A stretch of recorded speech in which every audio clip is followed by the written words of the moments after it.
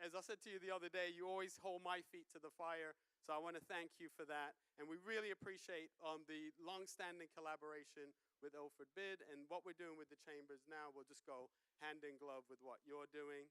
And so thank you.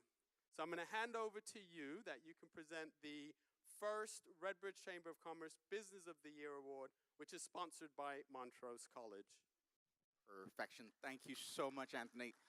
What you just said is exactly what we really want to do to inspire business within our local community. And no one does better than you. Look at what you've done today with this expo, bringing industry and property together, business forging forward right here in City Gates Church Conference Center in Ilford Town Center. So, with that said, we would like to acknowledge and thank the people who've made these awards possible. Montrose College, great leaders in community, absolute educators. They touch every single corner of our community, from sustainability to well-being to educating people. And we would like to thank them for honoring this award and like to bring them up real quickly and to say thank you for all they've done in sponsoring that. So Miss Ida Umber, do you mind coming up real quickly to receive your prize? A little token of say thank you. You're very welcome. A quick picture.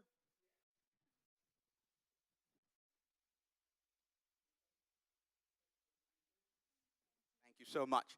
And are the award winners here? Hair touching the house by any chance? Well, since they're not here, I will be accepting the award on their behalf and making sure it gets to them. I will now hand over back to Anthony to discuss the next award. Thank you to everyone. Yeah, so we just want to announce that Hair Touch Barbers are the winners of the first year.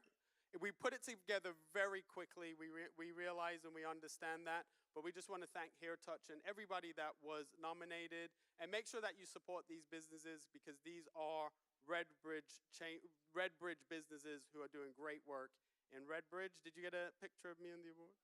Excellent. So Cyril has accepted it on their behalf. Now I want to hand over to Matthew Bell.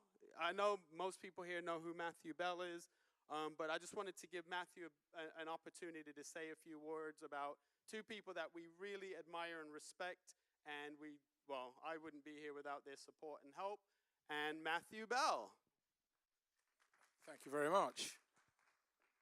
Okay, so there are two people on board of Redbridge Chambers. One is Michael, Michael Pritchard. And Michael has basically carried the chamber through over the last few years. He runs his own business, but he's took all the time out as well to give the chamber what it needs as well, to basically promote it, having all the meetings. And often he says, we've got a meeting with this MP, or we've got a meeting in the House of Lords. Who wants to come? And everybody keeps quiet, and he goes. Yeah. So he's always been on hand. So we've obviously got this award for him. Or a gift, should we say? More of a gift. So on his behalf, I will see him anyway, so I'm going to accept this on his behalf as well, just to let you all know. Yep. Thank you. Okay. And the second person also want to talk was Leonore Lord. Leonore, she is the practical hand for the chamber. She handles the finances and making sure everything happens as it's supposed to be. So, she's done a sterling job. Again, she's got her own job to do, but yet she gave the time for that, for all the events, the costs, making sure everything was done, all the membership is in place, all of those things, which is crucial for the chamber to run. And again, she did an untiring job. Again, we're very grateful to her. So that's for Leonore. And thank you. And we have some flowers for her as well. Thank you. Thank you, and thank you. So we will make sure that they get these gifts. Now we are going to move into our marketing your business session. So there's two key things that every business needs to do. So one thing that a business needs to do is make sure that they're up and running. So they start a business. We did a session earlier on that. And then once you're up and running, you need customers. You need clients. You need for people to know who you are and be able to find you. So I'm going to hand over to Dave, who's been doing a stellar job as the co-chair of the Redbridge Chamber of Commerce. and helping out with so many different things. There's so many of these sponsors that are here today through Dave, and he will be hosting this session. Thank you, Anthony. Quick round of applause for Anthony as well for all of his hard work today. Quick show of hands, who here runs their own business or has their own business? And as Anthony said, without clients, customers, your business will fail. So if I was going to give you an opportunity now to market your business to the room, would you take it? Put your hand up if you would. Let's go.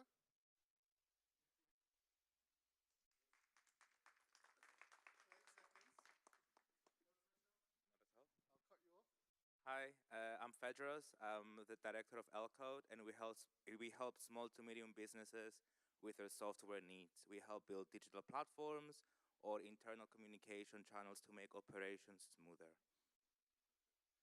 And sorry, who are you looking? Who's your ideal client? Fantastic. Thank you very much.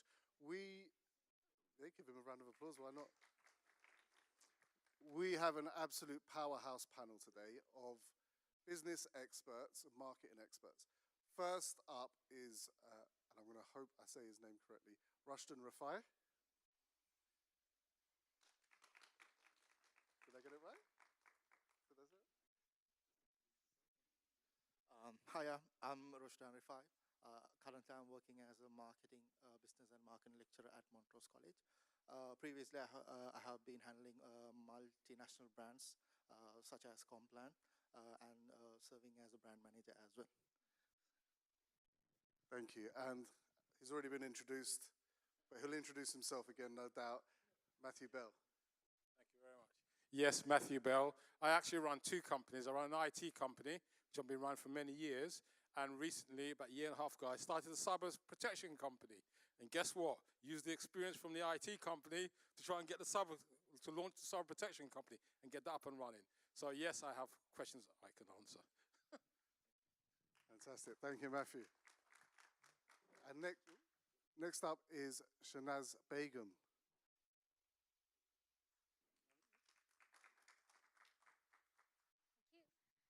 Good afternoon, everybody. So my name is Shanaz, and I'm the CEO founder of AEO Rex. I'm also a physics lecturer at Birmingham Metropolitan College. I'm also a personal trainer with Les Mills. So I'm happy to be here today to explain to you how I can benefit your business. Thank you. Thank you. And last but not least, lots of people in the room will know him. It's Simon Lewin.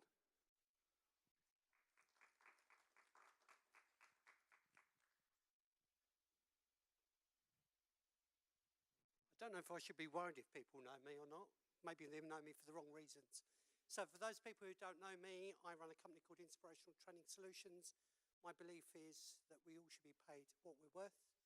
And sometimes as SMEs, we struggle to get paid what we're worth. So that's my main focus and desire to make sure that people do earn correctly. Thank you. Thank you, Simon. And one of the key things to being paid correctly is getting clients and customers to your business.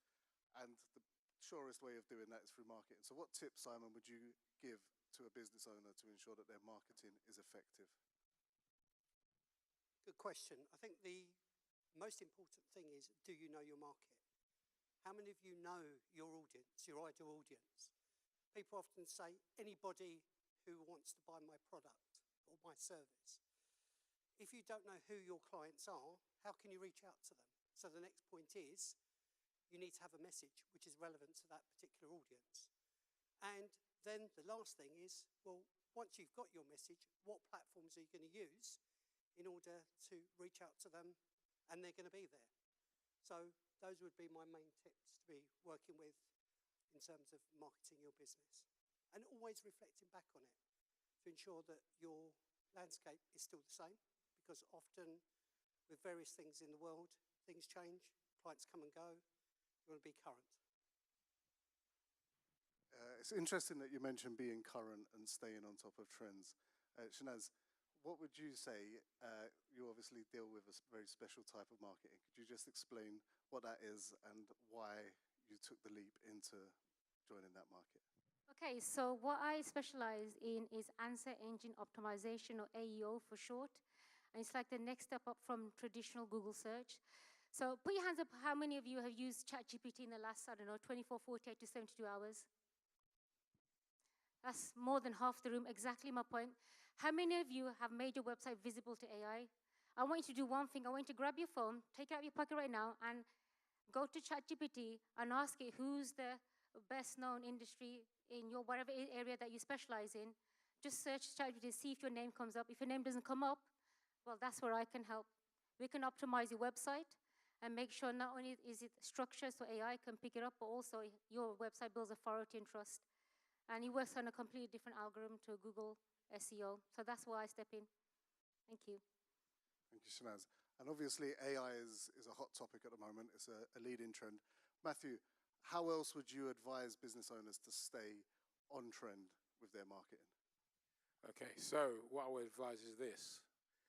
When you decide to market your business, whatever it is, number one is, do you measure what you've done, what money you spent in marketing on your returns on it? Do you check to see that you actually marketed to the right audience for the products that you're trying to sell? Or do you just generally say, I'm going to get, for example, a data list from somebody, and I'm going to contact them and market them, email them or whatever, or MailChimp them?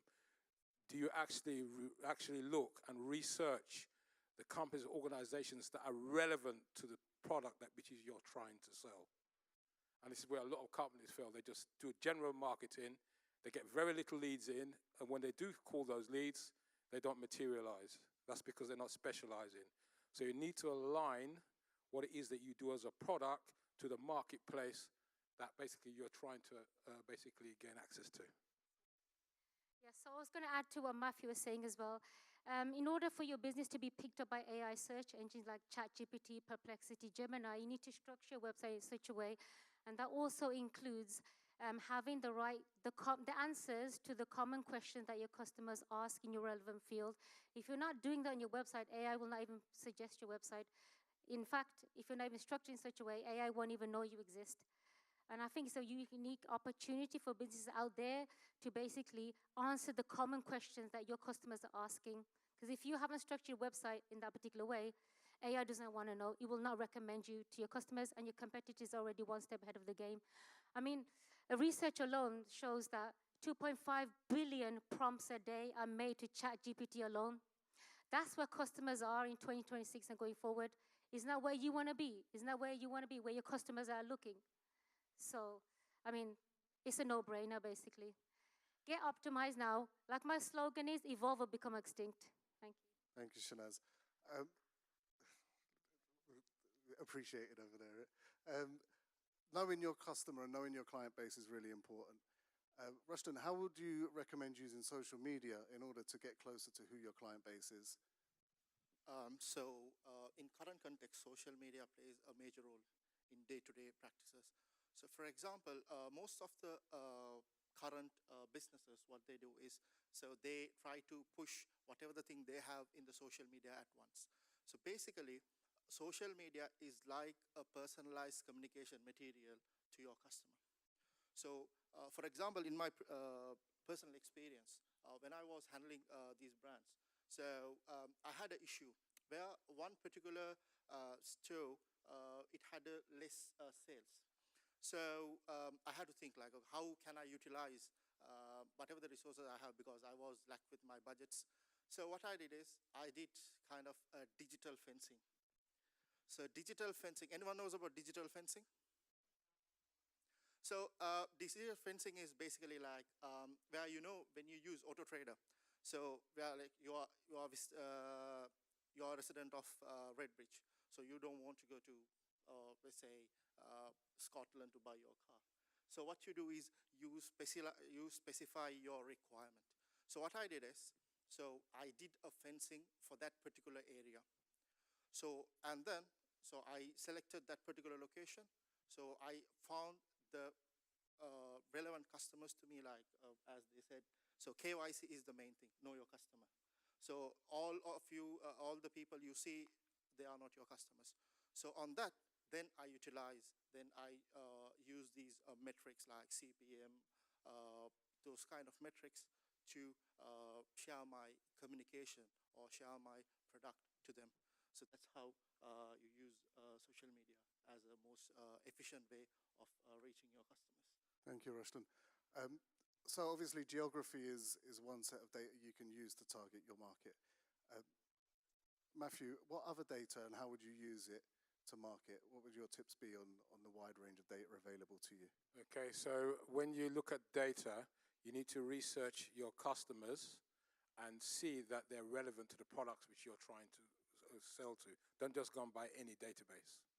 So you need to be asking the right questions to where you've obtained your database from. You need to be asking the relevant questions to make sure the data you have is clean, and it then reflects what it is that you're trying to sell. So that is a lot easier. So I mean, if I just give another example, I'll give you an example of myself. When we first started doing cyber protection, CPG, you can see it up there, I would say to people, I would say to organizations, oh, we can basically protect your phone, we can protect your email, we've got a SOC, we've got an EDII, and just look at you glazedly and say, well, so what? So guess what I say now? Give me your phone. I take your phone away today, and I've got it for 3 days. What are you going to do? You haven't got your phone for 3 days. You can't do anything. Everything you use is on your phone. So replicate that to a hacker. They do the same thing. They have taken away your phone for 3 days. Except when you get your phone back, there's nothing on it. And then people start to think. So you need to use alternative messaging in your marketing to address people's pain, not what it is that you sell as a product, because they can buy that product from anywhere. All they want to know is how you can solve their pain. And that must be reflected in your marketing. Thank you. I'm sorry, I keep stealing the limelight here. But I'm eager to get the message out there. Not only these elements that our colleagues mentioned that are really important, but also data has to be relevant and up to date. AI will only pass information on a website that is relevant and up to date. So that means consistently creating blogs and social media content across all platforms. Did you know that AI can also search for videos that are optimized? So when you have social media content, whether it's videos, voice, or text, they can all be optimized for AI search. So as you know, more and more young people today are relying on conversational AI, picture AI like Google Lens, Siri, Alexa. So I think companies first and foremost, they need to design their website, the business around discoverability, and then they can move forward from there. Thank you. Thank you. Obviously, lots of businesses work in crowded marketplaces. Not every business is at the cutting edge or in a field of one. So Simon, what would your advice be to help businesses make their brands stand out in those sort of marketplaces? I think it's about having a clear brand identity and how you fit in within a particular market, who your competitors are. And I've had a discussion this week with a client, and they are thinking that they are meant to, because they're in the same market as supermarkets, that they should be competing against supermarkets. The reality is they're not competing against supermarkets. What they're looking at is to try and get people to buy locally. So a good revenue stream for many businesses is to look at your brand, to look at the people that you want to reach out to, and keeping it local sometimes can be as beneficial as trying to go out to the wider world. Okay, so it's good advice. Find your niche, find your lane, and capitalize on that. Most definitely, most definitely. And Rushton, is there anything you would add to that? Your business should be, so basically in our classrooms, we teach our students like the Porter's generic strategy. So where you have to be either, you have to focus on the cost or you have to be differentiated in the market. And then we teach about these blue ocean strategies where how to drive your product or your brand in more utilized way by understanding your specific customer base and solving a problem or providing a solution to the customers. So understanding the client base is really important. Matthew, what would you say about using data then to make sure that marketing is effective even after you understand the client base? Okay, so I would say once you've taken the time to scope that data and make sure that data is relevant to what it is you're doing as a business, the next stage is how do you market that to potential customers. Obviously, there are many mediums that you can use to do it. You can via LinkedIn, you can do it via phone calls, yeah.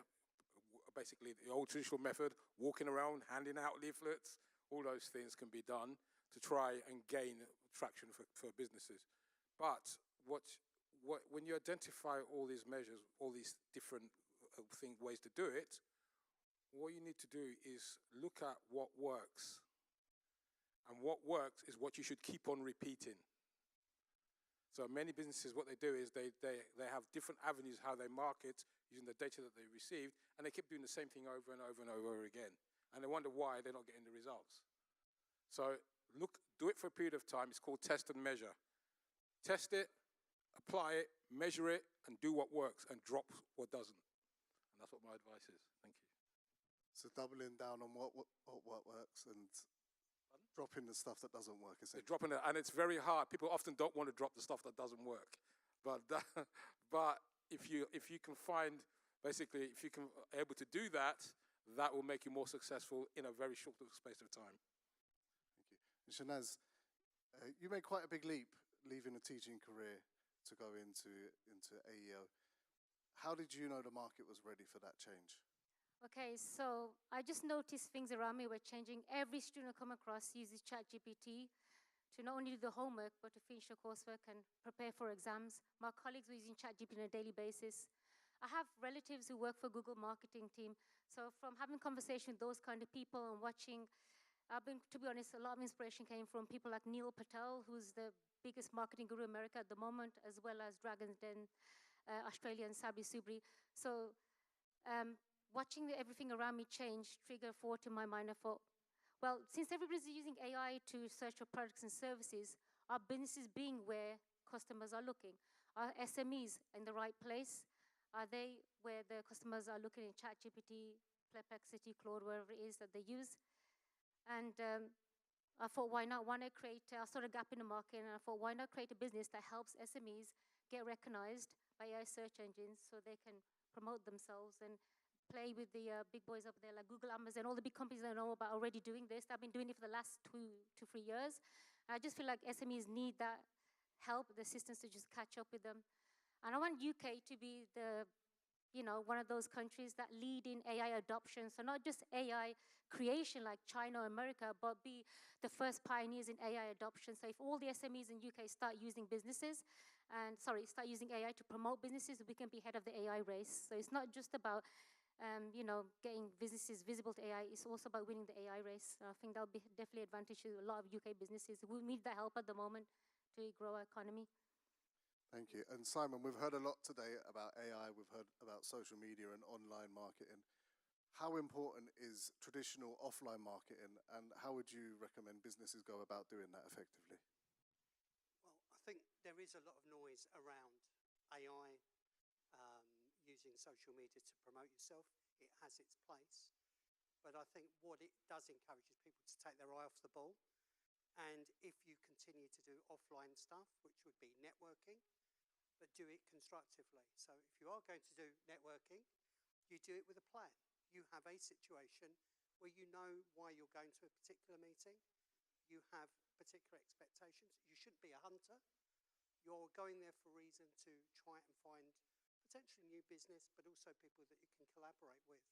There are also other businesses, certain businesses that would also benefit from leafleting and things of that nature, which Matthew alluded to. And sometimes because of the pressure that everyone's using AI, everyone's sending out emails, everyone's using social media, they forget about that. And I think it's a great opportunity to look at your brand strategy, if you're not already doing offline stuff, to see how you can improve on that, because you might be ahead of the game in a strange sort of way. There's a lot of thinking that 2026 might be the year that analog returns, right? And we're looking at people maybe looking for that human connection again. I'm going to open it up to the room. So anybody in the room, there are a few people who own their own businesses. Do you have any questions, either on the topics we've touched on or anything else to do with marketing your business that you'd like to ask the panel?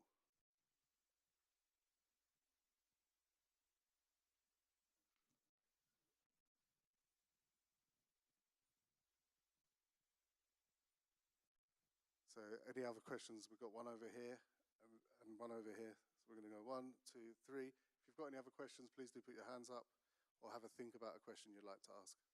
Yeah, I think this is for Mr. Bell. Thank you. Yeah, you talked about finding your lane with marketing and stick there. Is there a possibility of exhausting that lane? Yeah, there is a possibility to exhaust that lane, yes. Everything has a finite. But it depends where you're doing the marketing, whether it's local, whether it's national, or whether it's international. Yeah, where it's in your local area, for example. So when you are targeting your marketing, you should look at not just the type of customer you're looking to sell to, but also the demographics as well. Even things like, not just the area, things like age, for example. It depends upon what it is. So all those things. So what I would do is I would look at all the demographics, look at location, look at age, look at whether it's national or local. Put all those things together. Look at your product. Okay? Then design what it is you are the target audience that you want to get to, and then get the data for that target audience. Then you are not wasting your time. Thank you. Thank you. I would also say that many people, for example, have some sort of business plan. They create it, they never do anything with it, and it sits on a shelf. You should have an active business plan. And the question you asked would sit quite nicely into a business plan, which is, how is it working? And also, what do I need to do? We talked about evolution. If you are in a process where you're trying to look at a particular market, does that market change over a period of time? Are people coming and going from that particular market?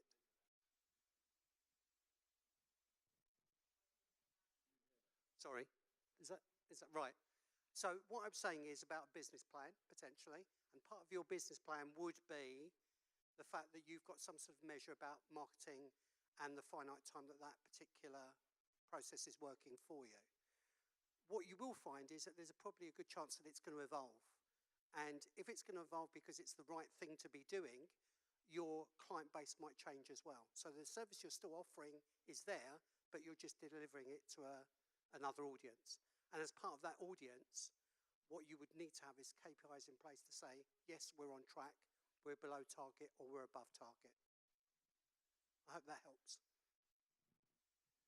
So tracking and measuring progress towards the lane that you've chosen and that finish line. Brilliant, thank you. Yeah, so my question is on AI engine optimization. You talked about it, but is this specific to a specific AI tool, or is it going to be applied to all? And my question is because, unlike SEO, which is specific to Google, everyone uses Google. Now with AI, you've got so many of them out there, and you've also got many more coming out in the future. So how would you optimize this that it's reflected across all platforms? Thank you. Okay, so we do answer engine optimization across all platforms. That includes voice, text, and image search. So if you've got product to sell, like a supplement, we can make sure that your picture has special meta tag schemas and markups that the AI machines can pick up and then recommend to your customers. So not only is the image traceable by AI search engines, but also text as well as voice search. We can make sure that if you have any content, it will be also traceable by voice search as well. So we cover everything. I just want to state a few statistics as well. SEMrush did a study recently in 2026, and they found out that 37% of customers or consumers are now searching ChatGPT before they even go to Google. Although Google is relevant in terms of ranking in Google, the research has shown that Google has gone from 100% to 60% in the last 2 years in terms of the market share. A 40% drop, that's huge, and it's continuing to fall. So businesses obviously have to be where the customers are searching, and that is increasingly becoming AI search engines. And we can cover all elements of AI search, whether that's voice, text, and also images as well. So you don't have to worry with it. You know, the amazing things that AI can do today, there's no corner that can't be unturned. And as we go forward in the future, there'll be more advancements, and that's why we're educating ourselves continuously to make sure we provide all the best services to our customers, not just now, but in the future. Recent research has also shown that in the future, the way AI search is going, it'll be more transactional. So instead of getting a recommendation on ChatGPT for a business or service, AI is going to complete the whole transaction from start to end for you. This is why companies like OpenAI and ChatGPT are now doing advertising in their platforms as well, because they realize their customers not only want a suggestion, they want the whole transaction completed from start to end. And as we already know, a lot of people, they trust AI more than anything. And so that trust, we can help you build that trust as well. It works in a completely different algorithm to Google SEO. AO does. Any more questions? If you shout it out, I'll relay it to the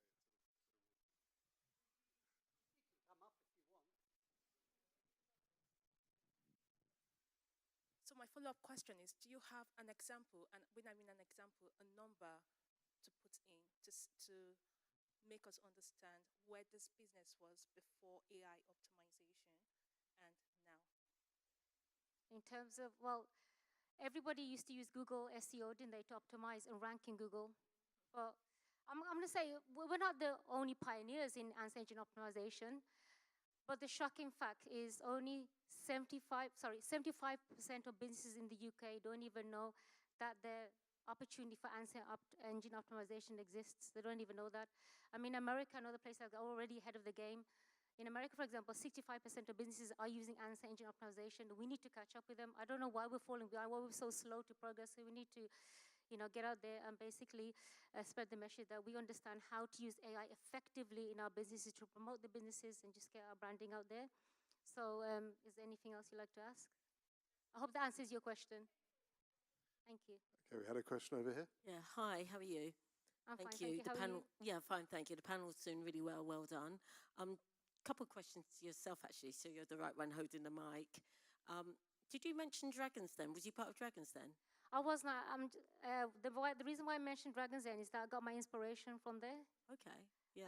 There's a famous Australian Dragon's Den presenter. I think his name is Sabi Subri. So he's like the king and guru of marketing, and I got a lot of idea and inspiration from there. He owns a company called, I believe, King Kong. Okay.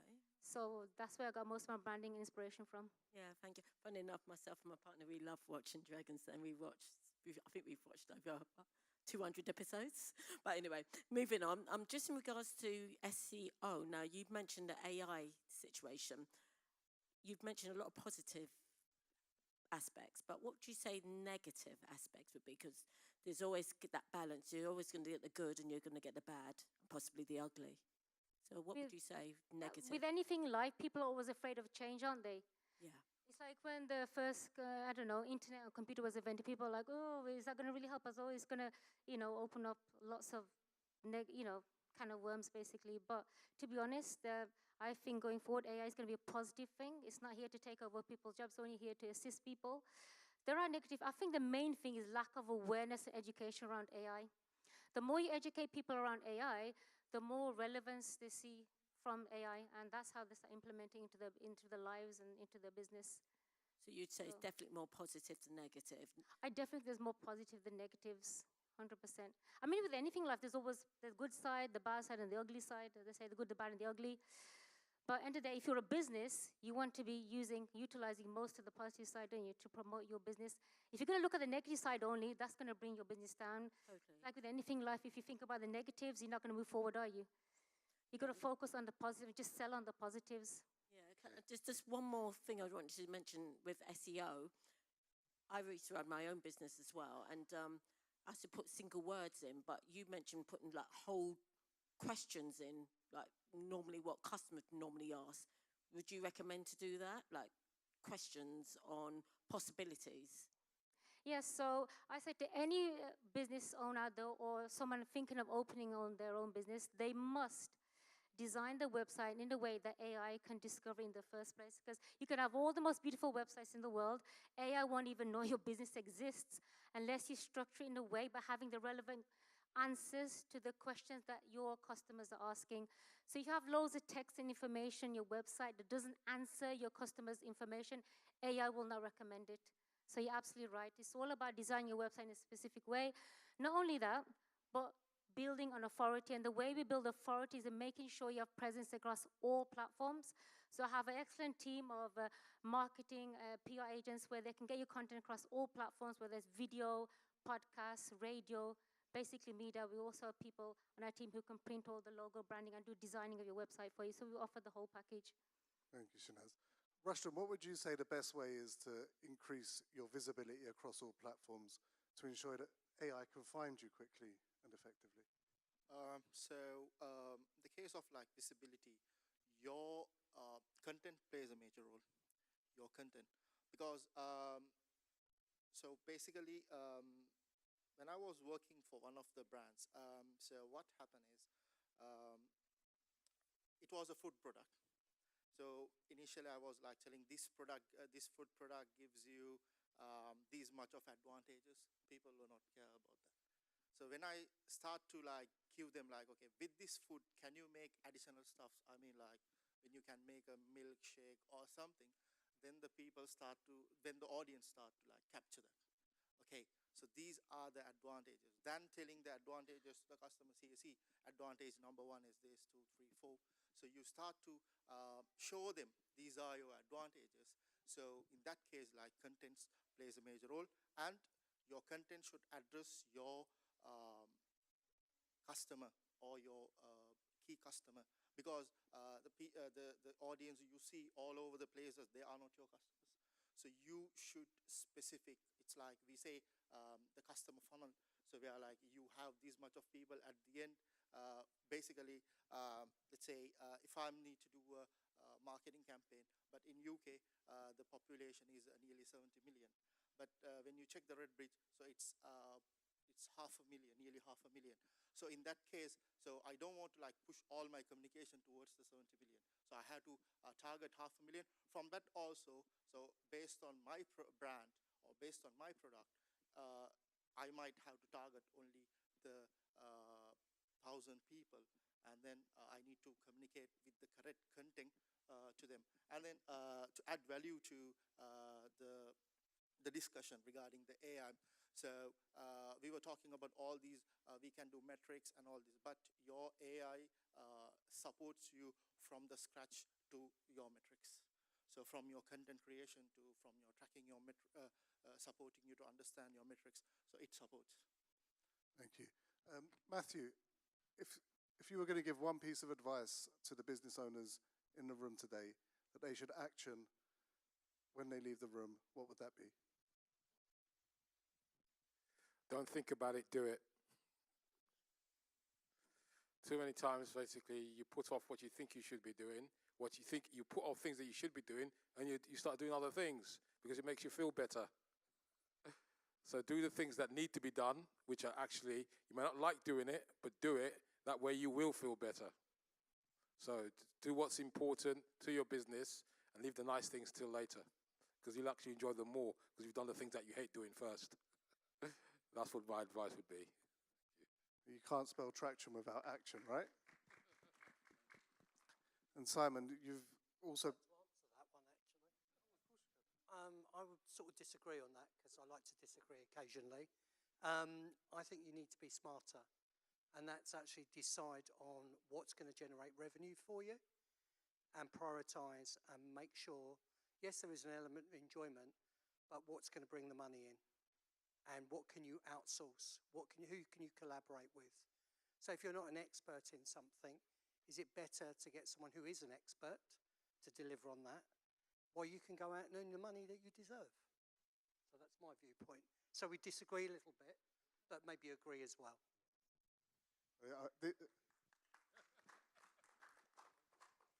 Well, this is a conversation that could go on for hours, but we've only got a few minutes left. Another opportunity for a business owner in the room to pitch their business. First one up wins. You have to... You want another question? Okay, go on. How do you even begin to go about finding who to collaborate with so that you can outsource certain parts of your business? It's about planning. So for me, when I sit in front of a client for the first time, one of the things I would ask is, what are your challenges? What you normally uncover is I spend a lot of time doing things that I don't either enjoy or don't generate money. So, or I don't know about. I'm not an expert in it. So a prime example might be social media. I've got to learn how to be good at social media in order to do it. and then I'd take a long time to do it, even if I'm using AI. So would it make sense to make a list of things you're not good at, and it might be best to push out to somebody? If your hourly rate is X, but they're in a situation where they're charging out a lower rate than X, it makes sense because you generate more time to go and earn X for your business. So the starting point would be, what am I not good at? How can I either collaborate or use technology to make me better at what I do? So the primary things that a lot of clients look at is virtual assistants, social media collaboration, website collaboration, and also having someone like myself, a accountability partner. So someone who holds you to task, because many SMEs work on their own. It's lonely, it's difficult, and they don't know whether they're making the right decision or not. By having someone who's not emotionally or financially involved, they can help you see the wood for the trees. Great advice.